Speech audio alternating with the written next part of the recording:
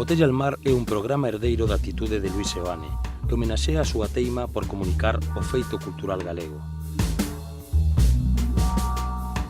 Luís Seoane tiña espírito de cronista e, como a él, en Botella al mar queremos axudar a enriquecer o mundo coa nosa diferenza, dando a palabra ao mellor da nosa creatividade e indagando nas raíces locais con vocación universal.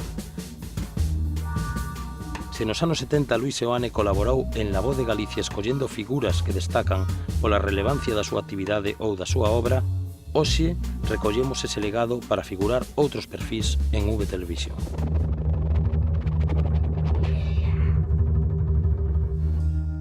O arquitecto compostelano Alberto Veiga comparte estudo en Barcelona co italiano Fabrizio Barozzi. Xuntos foron merecedores dun dos premios de arquitectura máis importantes do mundo, o Premio de Arquitectura Contemporánea da Unión Europea Mies van der Rohe. A razón, o seu traballo no edificio da Filarmónica de Szczecin, Polonia, que foi seleccionado entre os 420 proxectos presentados desde distintos países. Bueno, Alberto Veiga, benvido e gracias por estar en Botella al mar. Gracias a vosotros. A biografía profesional de Alberto Veiga móvese nunha interesante e diría que inquietante paradoxa. O estudo que forma con Fabrizio Barozzi está ubicado en Barcelona, pero xamais realizou un proxecto en Cataluña. Alberto galego, coñecido en todo o mundo, pero todavía un grande descoñecido en Galicia tamén, non?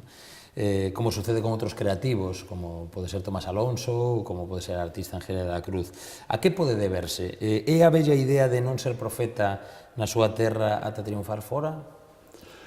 Bueno, no sé si coincide siempre con esta idea de que puedes ser profeta en tu tierra, ¿no? Sí que creo que al final tú también, cuando realizas tu labor profesional fuera de tu lugar de nacimiento o incluso de residencia, al final te centras más en contar lo que haces fuera. Tú también lo provocas muchas veces, ¿no? Y dejas un poco de lado también el sitio en el que todo el mundo te conoce o todo el mundo te ha conocido y no te muestras de esa manera más profesional, ¿no? O sea que creo que es una mezcla de factores. No le puedes echar siempre la culpa al sitio en el que vienes, ¿no? No, quizáis penso que leí en algunha ocasión que realmente tamén en España non é que este todo feito, pero realmente a nivel infraestructural pois hai moitas cousas que realmente sí que, digamos, que están, non? Quizá estamos noutro momento xa máis que toca, por lo menos arquitectónicamente, outro tipo de reflexións, outro tipo de actuacións. Sí, hombre, yo creo que todo el mundo, el salto que ha dado el país en los últimos 30 años es perceptible. Esto, nosotros lo comentamos a veces, esto de que está todo hecho realmente, cualquiera lo puede ver viajando por cualquier ciudad de España en realidad. Entonces sí que hoy estamos en un tiempo nuevo en el que seguramente hay que repensar qué hay que hacer, ¿no? En vez de a lo mejor pensar qué no tenemos, sino qué hay que hacer con lo que tenemos, ¿no? Y yo creo que poco a poco sí que ese mensaje se irá calando en toda la sociedad. Realmente, mostrades en moitas ocasións que estades en contra un pouco do que se acostuma a chamar arquitectura icónica, non? Esa que impón unha marca recoñecible para o feito de construir. Que características consideras clave a hora de construir un edificio público, non? Neste ano 2016? Bueno, a ver, nosotros en nuestro trabajo no evitamos la idea de que somos arquitectos. Entonces, ser arquitectos para nosotros supone muchas veces un riesgo, ¿no? Tienes que asumir un riesgo en el que tú tienes que solucionar el problema del edificio público que tengas que hacer, las condiciones que tengas que hacer, los requisitos que tengas que hacer, con el presupuesto que tienes, pero dando una respuesta clara y dando una respuesta a esa demanda pública, ofreciendo tu visión. Y lo tienes que hacer de la mejor manera posible. ¿Qué se necesita hoy en día? Se necesita más participación desde el principio, necesitas dialogar más con todos los actores que van a intervenir en el proyecto, porque un proyecto no es, un buen edificio público no es el resultado de un buen arquitecto solo, sino que es el resultado de un buen cliente, de una buena gestión, de la participación de más gente en todo ese proceso que te ayude a ti a hacer un buen edificio. Entonces yo creo que lo que hoy en día es necesario para hacer una buena arquitectura pública es que todos los actores intervengan desde el principio de una manera más activa. Para que al final el arquitecto pueda dar su visión y en la mayor parte de los casos pueda acertar. aunque también se puede fallar, esto es claro, ¿no? Sería algo así como un director de orquesta. Es que la labor de un arquitecto cada vez se parece más a... Nosotros a veces ponemos el ejemplo de un entrenador de fútbol, ¿no? Hay tantísimos actores en un trabajo de arquitectura y hay tantos intereses muchas veces y hay tantas ideas que tu trabajo consiste en guiar cómo es todo ese proceso. Y obviamente que en un mundo tan especializado cada vez tú no lo sabes todo tampoco. Y lo que necesitas es convencer a toda la gente que está contigo muchas veces a jugar de una determinada manera. Porque lo que no tienes que evitar, nosotros no evitamos, es decir, que somos los responsables finales, porque somos los arquitectos. Pero obviamente necesitas de un equipo que juegue contigo y que obviamente tiene mucha importancia en muchas fases. No solo tú eres el que se tiene que llevar el mérito. Esto obviamente ya no es así. Además dese equipo externo, tedes equipo de traballo no voso estudio Sí, grande? sí, bueno, tenemos un estudio, digamos, de un tamaño mediano y después, creo que como todos los estudios hoy en día, trabajamos con multitud de profesionales que no están solamente para decirte lo bien que lo haces, obviamente, sino que están para ayudarte y nosotros para aprender, porque nosotros podemos llegar a saber de una mínima parte de lo que podemos hacer, pero obviamente no sabemos hacer muchísimas cosas que tenemos que resolver en el día a día. Para que o espectador non arquitecto nos entenda, que é un estudio mediano? Bueno, hoy en día, bueno, a nivel, digamos, en España, digamos que ya no es mediano, es un estudio, porque ahora mismo somos 15 profesionales en el estudio, y esto ya es un estudio grande, que digamos a nivel español, porque básicamente el estudio de arquitectura en España todavía es un estudio, un taller casi, ¿no? un sitio pequeño donde trabajan pocos profesionales. Pero bueno, en cuanto sales de aquí, un estudio grande puede ser un estudio de más de 50 personas. O sea, no, en ese sentido, comparado con otros países, es un estudio pequeño. Incluso podríamos decir que en España incluso hubo unha involución, ¿no? Porque os estudios hai 10 anos ou mellor eran incluso máis grandes que agora, ¿no? Sí, sí. Bueno, claro, al final la crisis, aunque es una palabra muy manida y todos estamos muy cansados de oírla, ha reposicionado y recolocado los tamaños de casi todo en la sociedad. Reivindicades unha cousa moi bonita, que é unha monumentalidade pobre, non? Para un edificio. Podes sinalar algúns edificios proxectados por outros arquitectos que poidamos coñecer que teñan conseguido destacar con esa gran presenza urbana seguindo esa premisa? Bueno, esta expresión de la monumentalidad pobre, bueno, es algo que nos interesa mucho porque, bueno, la palabra monumentalidad viene porque lo que nos interesa es aquello que puede permanecer en el tiempo. Entonces nosotros intentamos hacer una arquitectura que permanezca en el tiempo. Normalmente es aquella arquitectura que a la gente le gusta, sin saber muy bien por qué. Porque el edificio es bonito, porque el edificio le puede expresar cosas o hacer sentir cosas, ¿no? Y le añadimos la palabra povera porque creemos que, o al menos a nosotros nos gusta hacerlo de una manera digamos, sencilla, sin intentar dar una respuesta compleja a las cosas, ¿no? Ejemplos, hombre, yo creo que en todas las ciudades hay siempre ejemplos de esta idea de monumentalidad pobre, aunque no sean grandes edificios o edificios culturales muy reconocidos, ¿no? Hay veces que una iglesia, bueno, aquí en Santiago, yo qué sé, una iglesia románica muchas veces, que es una cosa sencilla, que tú no sabes muy bien decir si es bonita o es fea, pero la asocias como algo tuyo porque simplemente la puedes disfrutar sin más complicaciones, ¿no? Y no es muy grande a lo mejor, entonces no sabría decirte ejemplos a nivel internacional o nacional, porque tampoco se trata de eso, ¿no? Es simplemente aquel tipo de arquitectura que ha sido capaz de permanecer en el tiempo, de extenderse en el tiempo, y que la gente es capaz de relacionarse de una manera natural con ella. Y eso es lo que nosotros aspiramos, eso es lo que intentamos, y utilizamos esta expresión de la monumentalidad pobre un poco porque, bueno, sintetiza, digamos, lo que nos gustaría llegar a hacer con los edificios, ¿no?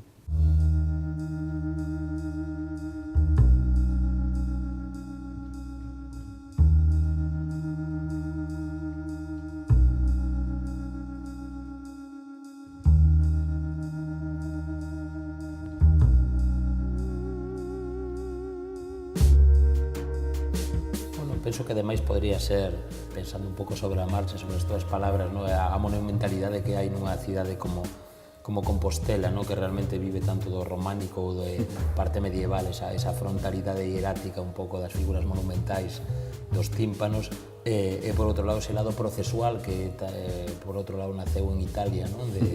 Que tiña a arte povera nos anos 70, non? Pero traballades a arquitectura dende a cidade, dende o espazo público, valorades o lugar, o contexto onde se ubica, non? Pero o certo é que cada vez as oportunidades para traballar están cada vez máis lonxe, non? Bueno, o vosso estudo con obras en Suiza, Italia, Polonia, pois é un claro exemplo, non?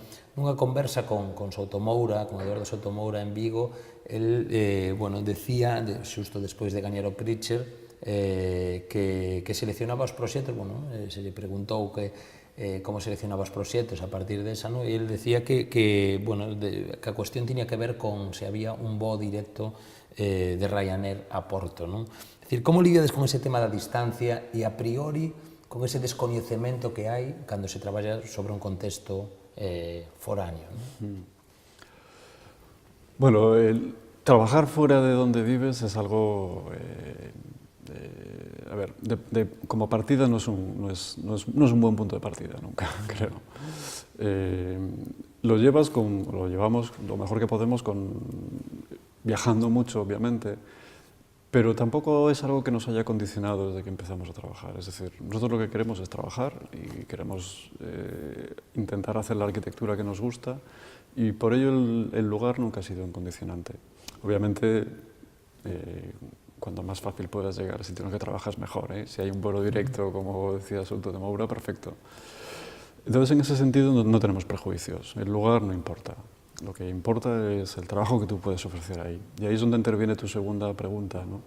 Que puede resultar paradójica para los espectadores. Es ¿qué tiene que ofrecer un arquitecto gallego que vive en Cataluña trabajando en Polonia? Pues tiene que ver porque al final tú necesitas descubrir una manera de trabajar que te permita dar una respuesta concreta y específica al sitio en el que tienes que trabajar.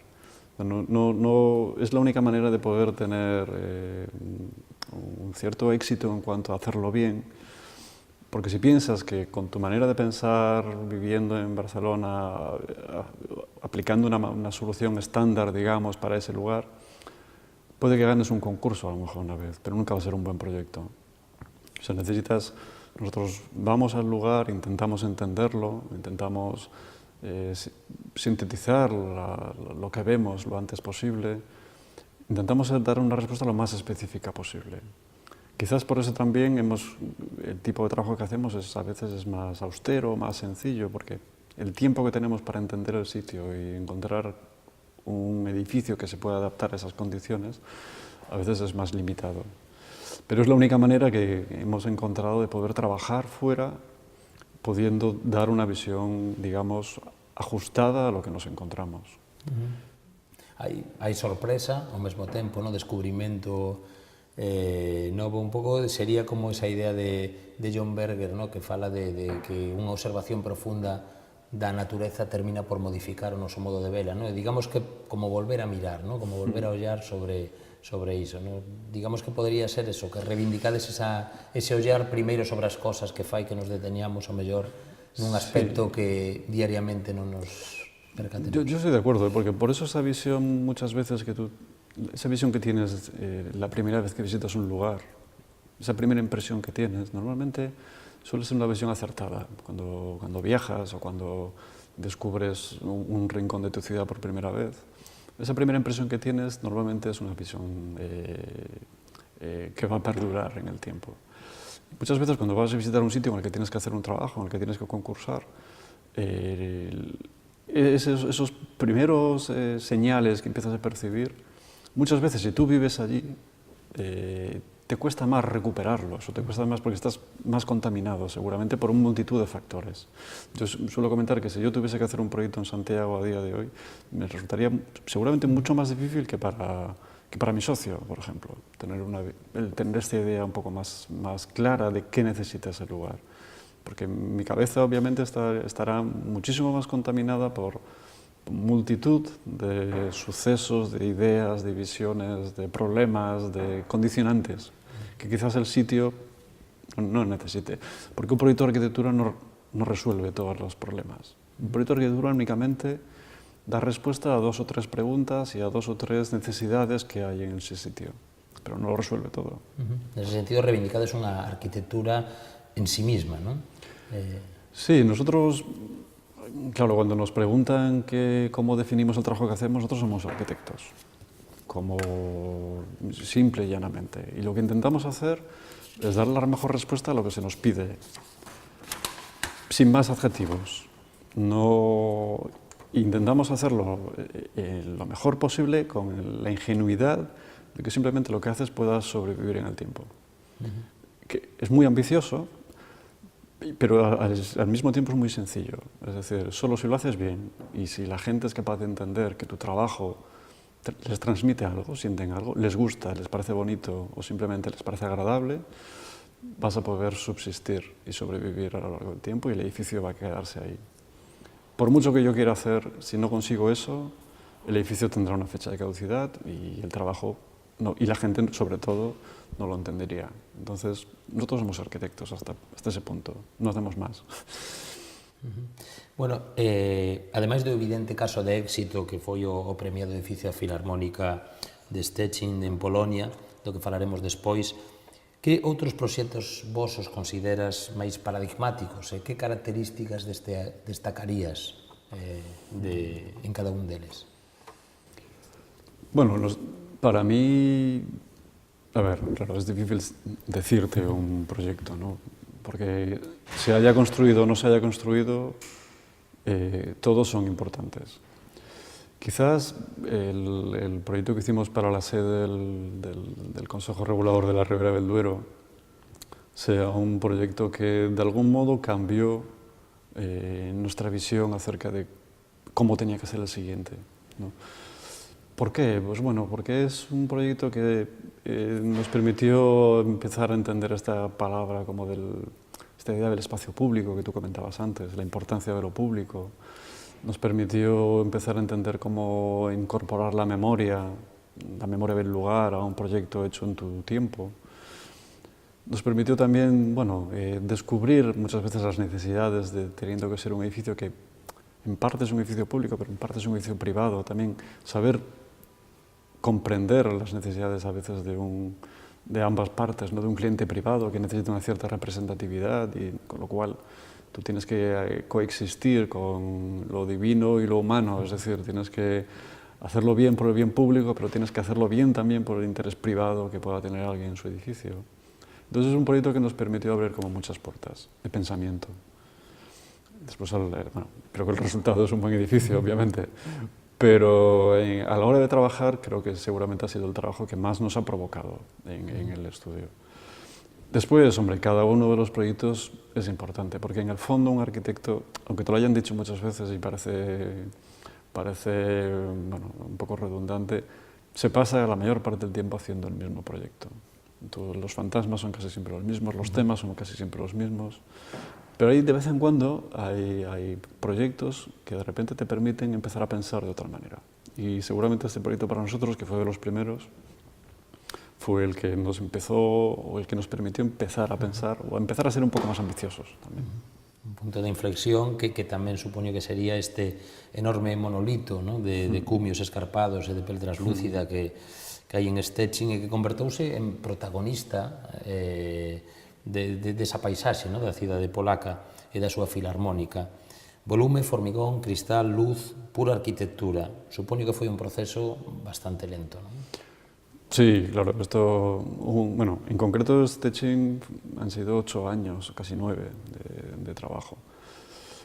Que, bueno, es curioso porque, claro, es el tiempo que muchas veces el trabajo, la relación que hay entre tu vida, la idea de tiempo, desde un punto de vista personal, la profesional no tiene nada que ver, ¿no? 9 años de trabajo en la arquitectura no es mucho tiempo. Y en tu vida es muchísimo, tú has cambiado un montón, ¿no? Entonces es gracioso porque nosotros incluso vemos cómo hemos ido cambiando cuando miramos ahora, echamos la vista atrás y pensamos en el proyecto, ¿no? Pero sí, bueno, fue un proceso laborioso, lento, arduo, muchas veces lleno de incertidumbres, pero bueno, como ha salido bien, pues ahora lo recuerdas todo de otra manera, ¿no? Bueno, falabas de transformacións rápidas e profundas da sociedade, da realidade. En ese sentido, muda moito o modo de ollar da nosa xeración con respecto a das xeracións precedentes, non? Ou as que están por vir. Que cuestións identificas como fundamentais que distingan a túa xeración da inmediatamente posterior ou da anterior? Bueno... Sei que a pregunta... Bueno, quizás lo que yo percibo, incluso lo que yo percibo con la generación ya posterior a la mía, es que de repente tu ángulo de visión se ha ensanchado mucho más, ¿no? El ángulo de visión de la generación que viene detrás de nosotros se ha abierto muchísimo más, ¿no? Y a su vez mi visión, seguramente la generación a la que yo pertenezco, ya ha tenido una visión bastante más amplia de las cosas que la rodean.